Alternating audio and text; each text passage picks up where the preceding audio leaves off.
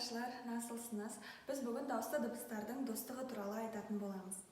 Түрік тілінде жалғаулар дауысты дыбыстардың үндестігіне бағынады. Мысал алатын болсақ, соңғы буында а және ы дыбысы бар сөздерге тек дауысты дыбысы бар жалғаулар жалғанады. Ходжа соңғы буында а деген дыбыс бар. Мен ұстазбын деп айтатын болсақ, бен ходжайым деп әрпін пайдаланамыз. Сол сияқты соңғы буында е және и дыбыстары бар сөздерге жалғау жалғанған кезде и әрпін пайдаланамыз.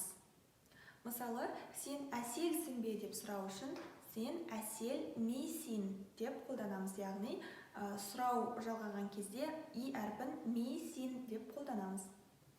Соңғы буында о немесе у әріптері бар сөздерді қолданған кезде тиісінше жалғауда у деген әріп болады. Мысалы, мен дәрігерім деп айту үшін бен доктор деп айтамыз.